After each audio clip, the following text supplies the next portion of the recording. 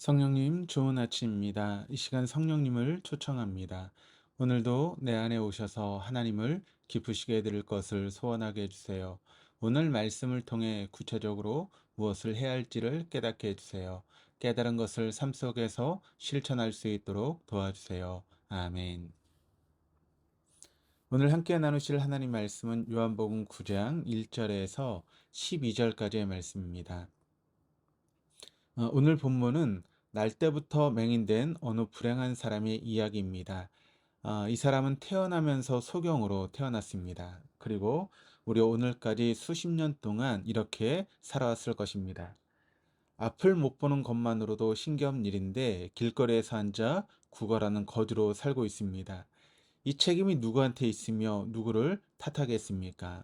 적어도 본인의 잘못은 아닙니다. 스스로는 아무런 잘못도 책임도 없으면서 평생 이 고생을 해야 할지도 모릅니다. 마치 죽지 못해 사는 인생, 살아야 될 이유가 없다고 스스로 낙담하기를 수없이 했을 것입니다. 더 기가 막히는 것은 이 사람을 바라보는 다른 사람들의 시각입니다. 일반적으로 이런 사람을 보면 동정심이 생기고 긍휼히 여기는 마음이 있어야 하지만 이 사람이 어떻게 살아야 하며 어떻게 이 사람을 도울 수 있을까 대해서는 한마디도 없이 이 불쌍한 사람을 앞에 두고 다만 추상적인 토론의 대상으로 삼았습니다. 더군다나 이 문제로 시비를 벌이다가 겨우 한다는 소리가 이 사람이 전생에 지은 죄가 많은가 보다라고 하는 것입니다. 안 그래도 괴로워 죽겠는데 남들이 나의 불행을 놓고 이러쿵저러쿵 논쟁이나 벌이고 있으니 참을 수 없는 모욕이 아닐 수 없습니다. 오늘 이 사람 앞에 예수님이 오셨을 때 누군가가 말했어야 합니다. 누구 죄냐? 그것을 따지기 전에 먼저 했어야 될 말은 예수님 어떻게 해서든지 이 사람의 눈을 뜨게 할 수 있는 방법은 없을까요? 아니면 이 불쌍한 사람을 위해 우리가 할 수 있는 일은 없습니까? 어떻게 도와주면 되겠습니까? 라고 하는 도움을 요청했어야 합니다. 사람들은 남의 불행을 볼 때 세 가지 잘못을 저지른다고 합니다. 첫째는 그 고난이 죄 때문이라고 정죄하는 것입니다. 남의 불행을 당하면 죄값을 받는 것이다 라고 생각하는 것이죠. 두 번째는 남의 고난에 대해서 이해심이 없다는 것입니다. 이해하려 하지도 않고 엄격하게 심판해 버립니다. 오죽하면 저랬을까 하는 일말의 동정심도 없이 냉정하게 자업자득이제하며 심판해 버립니다. 세 번째는 자기의 실수에 관대하고 자기를 예외시한다는 것입니다. 나는 절대로 그런 일을 당하지 않을 사람이라고 생각하며 나와 저 사람은 근본적으로 다른 사람으로 여기기 때문에 상대방을 쉽게 정죄하고 자기에게는 그런 일이 절대로 없을 것처럼 생각하게 된다는 것입니다. 바로 오늘 본문의 사람들이 모두 이런 실수를 저지르고 있는 것입니다. 본문에 등장하는 사람들의 감춰진 뒷모습 속에서 오늘 우리가 생각해 보아야 할 것은 예수님께서 이 문제에 대한 답을 어떻게 주시는가 하는 것입니다. 예수님은 이 문제를 가지고 죄가 어떻고 부모가 어떻고 이렇게 철학적이라든가 의학적으로 백내장이네 녹내장이네 이렇게 보시지 않았습니다. 단지 하나님의 사역으로 보셨습니다.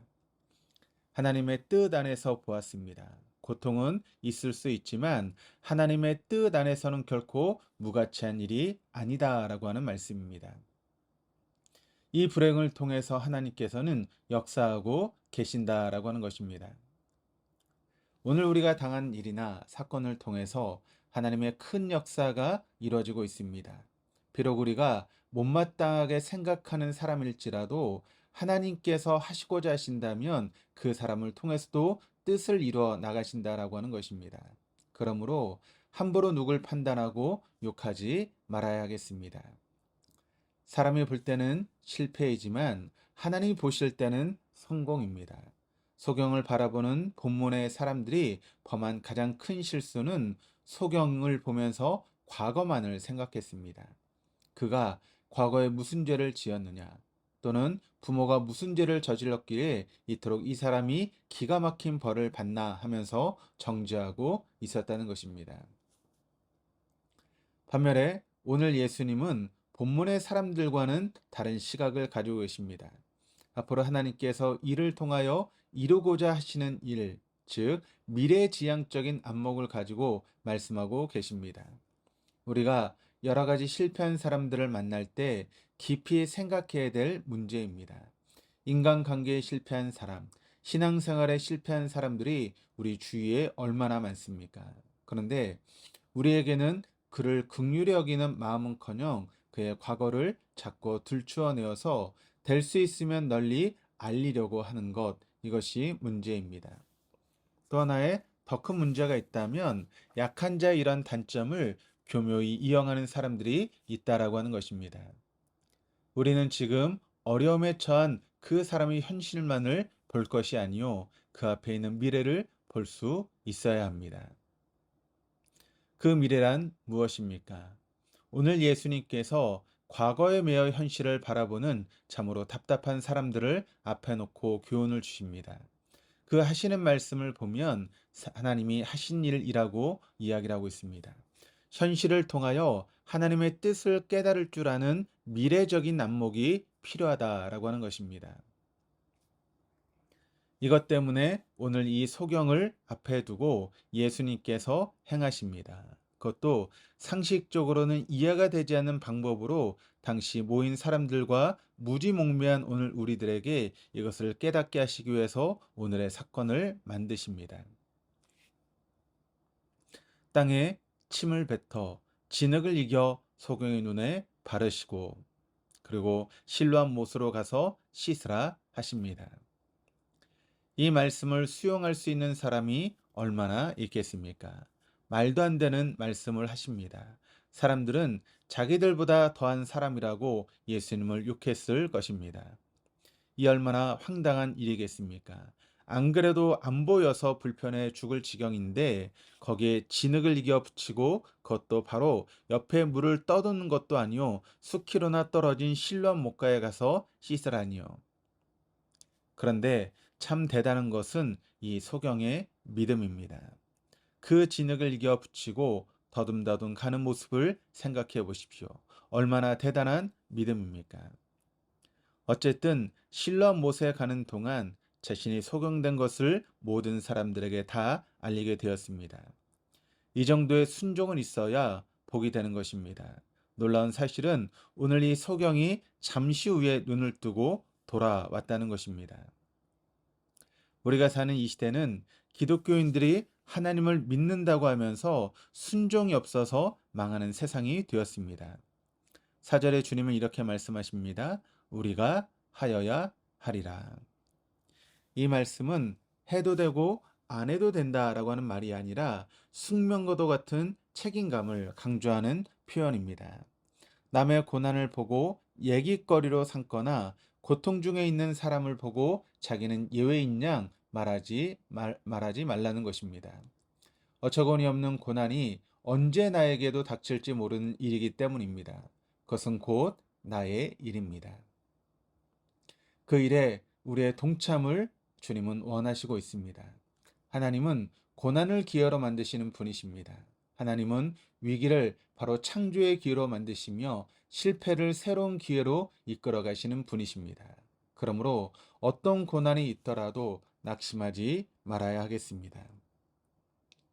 우리 주위를 둘러보면 고난 속에 아파하는 사람들이 얼마나 많은지 헤아릴 수 없을 정도입니다.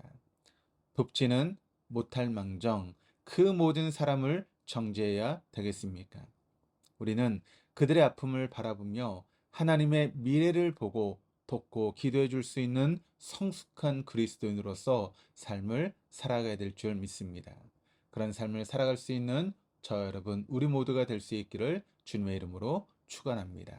기도하시겠습니다. 하나님 아버지, 수없이 많은 고통 가운데 있는 사람들을 바라보면서 우리는 긍휼히 여기기보다는 정죄하며 비난하며 험담하며 그 책임을 운운하며 자기의 책임은 없는 양 외면했던 본문의 사람들과 같은 죄인임을 고백합니다. 이런 우리를 불쌍히 여겨 주옵소서. 예수님이 말씀하신 것처럼 하나님이 하신 일을 볼 줄 아는 믿음을 주시고 긍휼히 여기며 기도할 줄 아는 기도자가 되게 하시고 주님 말씀에 조건 없는 순종으로 나아갔던 날 때부터 맹인된 사람의 믿음을 본받아 순종의 사람으로 나아가게 하여 주옵소서. 그리하여 우리 모두의 순종을 통하여 하나님의 뜻이 이루어져 나가는 역사를 보게 하시고 쓰임받는 그리스도인으로 살아갈 수 있도록 인도하여 주옵소서. 감사드리며 예수 그리스도 이름으로 기도드립니다. 아멘.